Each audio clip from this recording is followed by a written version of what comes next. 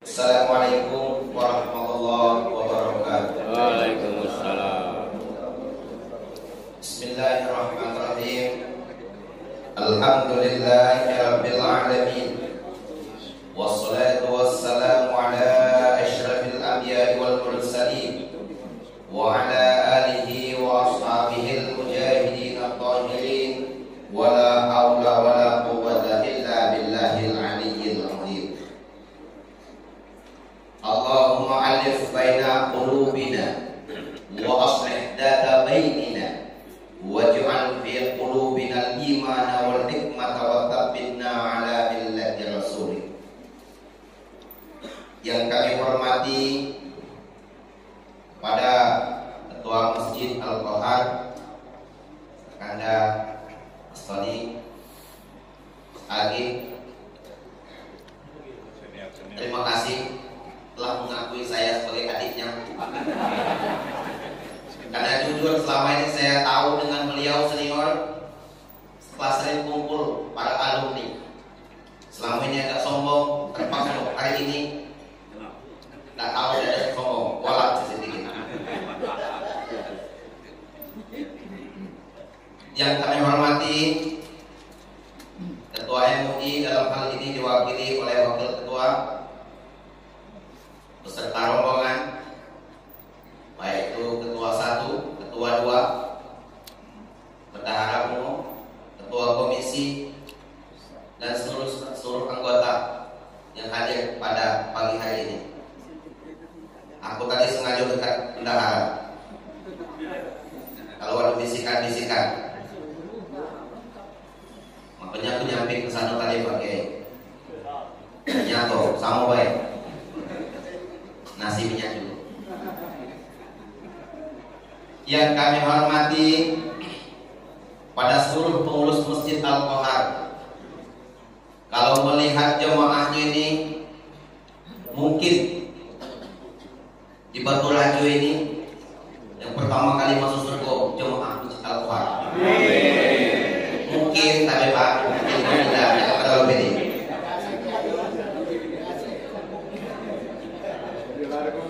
Masjid-masjid yang lain itu kalau jam 4 itu masih banyak, masih buka dewek. Nah tadi sudah dibukakan. Dan alhamdulillah sudah kami. Yang kami hormati para alim ulama jadi pandai sempat hadir pada pagi hari ini.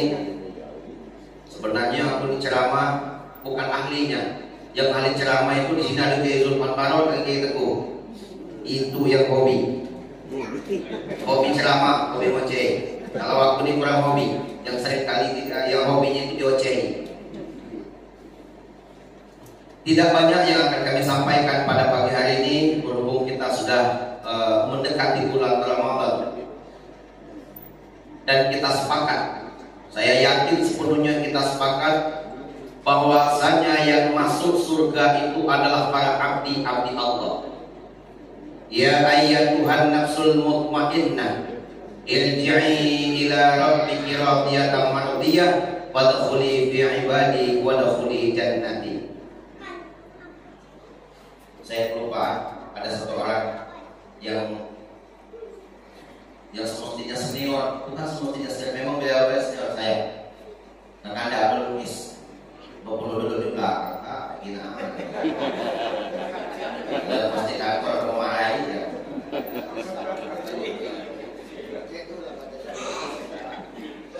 Kita sepakat bahwasanya dalam ayat itu ya ayat Tuhan nafsul mutmainnah, wahai jiwa-jiwa yang tenang, irji'i ila rabbiki radiyatan mardiyah, kembalilah kalian kepada Tuhanmu dalam keadaan diridhoi, radiyatan dalam keadaan ridho, mardiyah dan diridhoi, wadkhuli fi ibadi, dan masuklah kalian ke dalam golongan hamba-Ku, wadkhuli jannati, dan masuklah kalian pada surga-Ku. Pertanyaannya, untuk masuk surga itu adalah seorang hamba yang perlu kita ketahui apa media hamba untuk masuk surga, atau apa alat kita untuk masuk surga. Apakah sholat?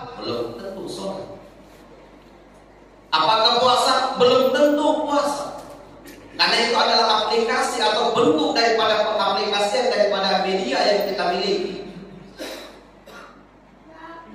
Dalam sebuah kitab Tajrid Syarah Matan Al-Jurmiyah fi Ilmi Tasawufi, situ disebutkan bahwasanya ada 3. Salah satu tasilu bihil abdi ila hadrati maulahu.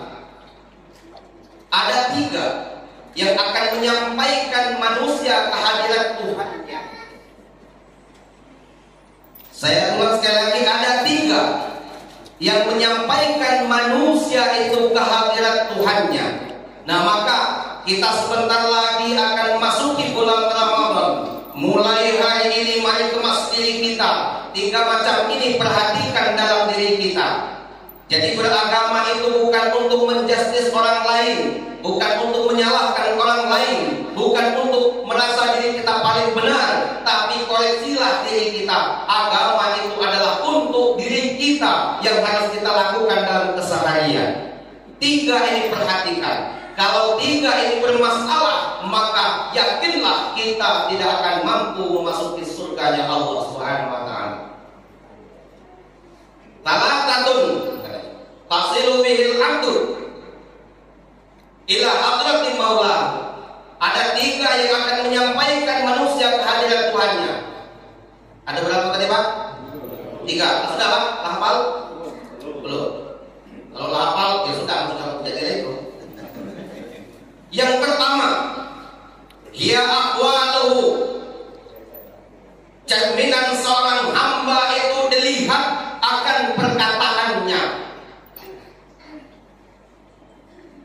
Dilihat akan perkataannya, bagaimana caranya beradab, bagaimana caranya berkata-kata kesehariannya.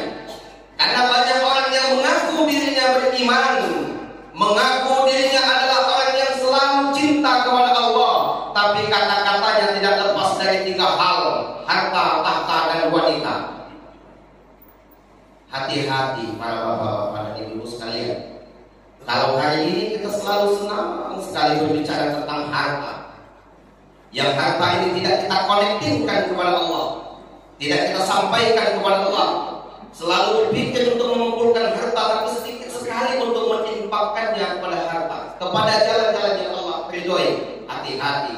Artinya kata-kata kita itu, kita adalah hamba daripada kata-kata itu sendiri. Maka cerminan pribadi seseorang, lihatlah bagaimana keseharian dia berkata-kata. Makanya oleh sebab itu Rasulullah SAW bersabda, "Man kana yu'minu billahi wal yawmil akhir falyaqul khairan aw liyasmut." Siapa yang beriman kepada Allah dan hari akhir, hendaklah dia berkata-kata yang baik atau lebih baik diam. Speak yourself, silence is good. Kalau udah pacak ngomong baik-baik, ngomongnya diam lah.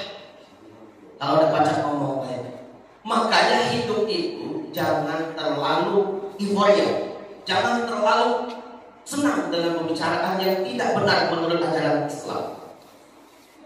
Kalau kita seringkali mengatakan sesuatu yang tidak benar, apalagi di dalam masjid misalnya, hati-hati. Itulah cerminan seseorang nanti akan merujuk kemana kata-kata yang keluarnya. Itu yang pertama. Berhati-hatilah dalam berkata. Yang kedua, hiya af'alu. Kalau yang pertama adalah perkataan, yang kedua adalah perbuatannya. Banyak orang yang mengaku dirinya beriman kepada Allah dan kepada Allah dan Rasulnya, namun perbuatannya tidak lebih daripada hamba yang 3 tadi, baik itu hamba harta, hamba tahta, ataupun hamba wanita. Kalau berbicara senang yang kalau berkaitan dengan lawan jenis, kalau berbicara tentang, kalau berbuat ada senang dan ketika mengarah ke sebuah, mohon maaf, sebuah jabatan, apakah tidak boleh jabatan? Boleh, sangat boleh. Tapi konektifkan dia dengan Allah. Untuk apa saya jabatan? Seberapa manfaat untuk agama Allah? Ini yang paling tepat. Ini yang saya sampaikan ini Pak Mesra. Bukan niat untuk nyinggung, tapi kan nyampaikan kita. Kalau kamu kira seandainya ada di antara kita, oh ini minggu bukan. Nah, depan lagi lah. Jadi setiap perbuatan kita itu akan Allah mintai pertanggungjawaban. Di dalam surah An-Naba Allah Subhanahu wa taala berfirman, "Yauma yanzurul mar'u ma qaddamat yadah."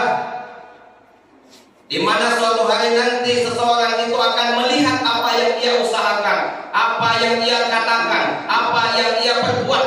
Itu akan Allah mintai pertanggungjawaban. Akan Allah jadikan dia sebagai hamba apa yang sering dia lakukan dalam kesehariannya. Maka berhati-hatilah dengan dua macam ini. Perkataan harus berhati-hati dan juga perbuatan harus berhati-hati. Dan yang ketiga, kita singkat saja, inilah sejam lebih. Maksud aku sejam lebih kami di sini nih kan, menceramahnya baru. Kami tadi kan jam 4:30 sampai sini. Jadi kan jam 6 pas jam 5 kan. Yang ketiga, wa qalbuhu, hatinya. Perkataan seseorang bisa dilihat, itulah cerminan hatinya. Perbuatan seseorang itulah cerminan hatinya. Kalau selalu berkata tentang jabatan, hatinya sebenarnya adalah hamba jabatan. Kalau selalu berkata tentang kekayaan, hatinya adalah hamba kekayaan atau hamba harta. Kalau berbicara tentang selalu yang disebut dengan lawan jenis, atau ya kalau kami laki-laki perempuan, kalau yang perempuan laki-laki yang diceritakan, artinya itulah cerminan hatinya daripada hamba perempuan. Makanya hati-hati, inilah yang wasilah langsung pada Allah.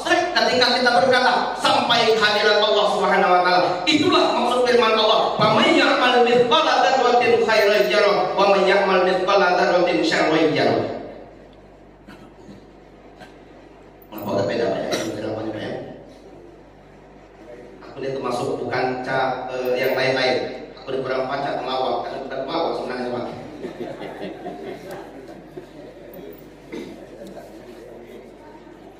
Itulah cerminan hati kita. Makanya Rasulullah SAW bersabda dalam sebuah hadisnya, "Inna bil jasadi mudghah, idza saluha al jasadu kullu, wa idza fasadat jasadu kullu, ala wa hiyal qalb." Ketahuilah dalam diri manusia itu ada segumpal darah. Apabila baik darah itu, maka baik pula seluruh anggota tubuhnya. Perkataannya akan baik, selalu merujuk kepada Allah dan Rasulnya. Apabila baik hati itu, maka perbuatannya pun merujuk kepada Allah dan Rasulnya. Tidak neko-neko hidupnya. Hidup bukan bukan tempat bersenda gurau yang berlebihan.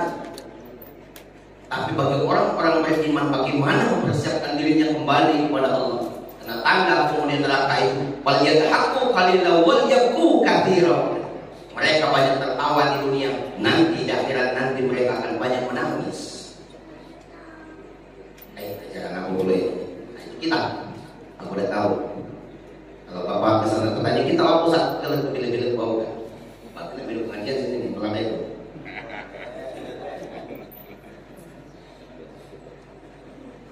Artinya kehidupan kita ini hanyalah sebentar, Bapak dan Ibu sekalian. Maka di saat yang sebentar ini kita manfaatkan lidah kita untuk berkata yang baik-baik. Kita manfaatkan perbuatan anggota tubuh kita ini yang baik-baik. Didasari oleh qalbu yang memang Allah tuntun dengan hidayahnya. Itulah sebabnya Nabi Muhammad SAW bisa melaksanakan Isra dan Mi'raj, dan disebut dalam hadis as-salatu mi'rajul mu'minin. Aqwal Nabi, af'al Nabi, qalbu Nabi, semuanya dipimpin oleh Allah. Dan Kanjeng Nabi adalah orang yang sangat bersih dalam aqwalnya, sangat bersih dalam af'alnya, sangat bersih dalam qalbunya. Maka dia bisa Isra dan Mi'raj. Dan tiga ini, qauli, fi'li, dan qalbi, itulah disebut dengan rukun sholat. Harus bisa sholat itu Pak. Kalau tiga itu Pak, kalau tiga itu sudah kita kuasai, bagus itu sholatnya. Tapi kalau tiga itu konslet, bertahun-tahun sholatnya akan sulit menemukan kekhusyukan. Mungkin itu saja Pak. lah 15 menit. Para bapak dan ibu sekalian, karena kita hidup adalah sementara saja, maka 3 hal ini kita harus perhatikan dengan cara baik. Dan 3 hal ini dia tidak akan sempurna kalau tidak ada bimbingan dari Allah Subhanahu wa Ta'ala. Maka untuk mencari hidayah Allah Subhanahu wa Ta'ala, perbanyaklah diri kita itu bermunajat kepada Allah. Perbanyak diri kita itu munajat kepada Allah, baik di dalam sholat, baik di dalam berjalan santai seperti ini. Jangan lalaikan diri kita untuk mengingat Allah Subhanahu wa Ta'ala. Apapun yang kita lakukan, makanya dulu saya pernah mencari, Pak, mengapa dalam Islam itu, mohon maaf, mengapa dalam Islam itu selalu banyak aturan. Misalnya nak makan, bismillah, masuk kamar mandi, bismillah, apapun harus bismillah. Bismillah bahwa aktor. Setiap sesuatu yang tidak dimulai dengan bismillah akan terputus. Oh, ternyata ini kuncinya. Aqwalun dalam setiap perbuatan, dalam setiap tingkahnya harus bagus. Jadi ketika kita makan bismillahirrahmanirrahim, kita minum bismillahirrahmanirrahim, tujuannya apa? Akan mengalir dari darah hidayah. Allah berikan hidayah dalam makanan itu sehingga masuk ke dalam seluruh pembuluh tubuh kita, pembuluh darah kita, sehingga pembuluh darah kita pun menjadi sebuah apa istilah kitanya, cekatan. Kalau kita sigap, ketika mendengar nama Allah, kita bergetar hati kita. Ketika mendengar nama Rasulullah SAW, hati kita rindu dengan beliau. Makanya di beberapa pengajian, khususnya di pondok misalnya, ada khusus pengkajian. Saya itu mengambil, ya bukan mengambil, saya kaji itu ruh ibadah. Syahadat misalnya ada ruhnya. Asyhadu la ilaha illallah wa asyhadu anna Muhammadar Rasul. Ada ruhnya. Kalau cuma sekedar mengucapkan 2 kalimat syahadat, anak kecil bisa. Sholat itu ada ruhnya. Puasa ada ruhnya. Zakat ada ruhnya. Agar apa? Ketika kita setelah melakukan itu agar muncul kerinduan untuk kembali lagi. Dalam istilah ilmu tasawufnya, al-wajdul hisbah, melakukan kebaikan, berkeinginan melakukan kebaikan setelahnya. Hanya kembali lagi, mohon maaf ya kalau di tadi apa kesenangan, subhanallah. Imam di luar jadi raja, di masjid jadi pemimpin, itu bagus. Tarang itu seperti itu. Setelah sholat, salam kiri, salam kanan, belum menu-menu. Wiritan dulu. La ilaha illallah wahdahu la syarika lah. Ini namanya dalam istilah tasawuf al-wajdul hisbah. Mengapa? Setelah melakukan kebaikan, ditarik Allah lagi untuk tidak langsung pergi, tapi ditarik untuk melakukan kebaikan selanjutnya. Makanya orang mengatakan ini bid'ah. Yang mohon maaf itu mengkaji lagi lah. Coba lihat dalam kitab Al-Azkar Imam An-Nawawi, ya kan? Ada Syiki dalam kitab Al-Azkar Imam An-Nawawi, ada Syiki. Kemudian dalam beberapa kitab lain, ya kan? Khazinatul Asrarul Hukama, banyak beberapa kitab yang tentang menerangkan tentang bagaimana al-wajdul hisbah itu yang akan berputar dalam diri kita. Begini Pak, al-wajdul hisbah itu sama seperti kita makan. Setelah makan, jarang orang tidak mau minum, kecuali lipas. Makanya kita ini kalau makanan tidak minum. Saya lihat ada yang makan tidak minum itu belum mati, habis dulu. Lagi zulfan habis dulu ya. Keringat. Artinya begini, orang yang selesai melakukan kebaikan, Allah tarik kembali untuk melakukan kebaikan selanjutnya. Mengapa? Karena Allah cinta kepada hamba itu untuk tidak cepat pergi mengingat dia, untuk tidak cepat lalai kepada dia. Dan ini sebuah keuntungan. Itu namanya dalam kitab Sirul Asrar disebutkan al-wajdul hisbah namanya. Karena Syekh Al-Qadir Al-Jilani. Makanya kalau orang selesai sholat, assalamualaikum warahmatullahi lewat itu makan rasa minum. Sudah kodok aja kalau usah suci.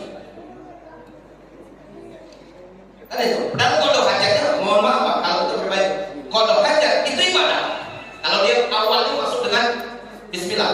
Allahumma inni a'udzubika minal khubuthi wal khaba'ith, masuk kaki kiri. Ibadah sudah. Begitu dia mengeluarkan, cuci mulut, ibadah dulu. Tapi kalau tidak cuci, nah itu masalahnya. Nah, banyak orang tak mengerti itu. Ini tidak ada habisnya, ada habisnya. Ini permainan roh namanya, Pak. Makanya orang-orang ahli syariat, surganya nanti ada namanya surga derajat. Kita baru dengar pulau ini, Pak. Ini keluar. Orang-orang ahli syariat letaknya surga derajat, tapi orang-orang ahli hakikat letaknya surga turba. Nah, dengar Pak ya, yang tahu ini selama ini surga jannatul ma'in, tapi surga jannatul ma'wa, surga firdaus, ya kan? Padahal surga itu Pak, garis besarnya ada dua. Dibagi, ada surga darajat, jelas 7 itu. Ada surga kurba, lain lagi. Jangan dibahas sekarang. Melek. Artinya seseorang itu letaknya nanti di surga. Saya dapatkan sebuah hadis seperti ini, Pak. Man mata fi talabil ilmi. Barang siapa yang mati di dalam mencari ilmu pengetahuan di sini disebutkan. Syekh Dr. Jalani dapat di situ ulumul ma'rifah, ilmu ma'rifah berbanyak. Ya kan? Ilmu-ilmu yang berkaitan ma'rifah. Man mata fi talabil ilmi, siapa yang mati dalam mencari ilmu pengetahuan, yanzilul malakaini fi qabrihi, Allah akan utus 2 malaikat di dalam kuburnya. Ya kan? Ta'allamahu, maka mengajarkan dia akan ilmu terhadap orang yang mati tadi. Bahwa Allah yaumul qiyamati aliman wa arifan, maka Allah akan bangkitkan seseorang itu dalam keadaan berilmu dan ma'rifat kepada Allah Subhanahu wa taala. Itu kajian roh yang dikaji, bukan kajian jasad. Karena manusia itu terdiri dari jasad, qalbu namanya, roh dan rahasia. 4 macam ini harus kita pelajari, termasuk sama dengan anasir manusia: api, air, angin, dan tanah. Oh, ini bacaan. Jadi apa itu? Mungkin itu saja Pak, jangan sampai kebablasan. Macet itu mau kebablasan, macet itu bulan itu balik gitu sini. Saya pernah mau makan. Itu saja, lebih dan kurang saya mohon maaf kepada Allah. Sama-sama kita memohonkan ampunan kepada Allah Subhanahu wa taala. Semoga saja Allah jadikan kita mampu menjaga lidah kita, mampu menjaga perbuatan kita, dan mampu menjaga hati kita yang selalu kita kaitkan dan rindu kepada Allah dan Rasulnya, agar lidah dan perbuatan kita terarah menuju al-wajhul hisbah yang selalu ditarik oleh Allah Subhanahu wa taala. Amin. Akhirul kalam, wallahu muwaffiq ila aqwamit thoriq. Assalamualaikum warahmatullahi wabarakatuh.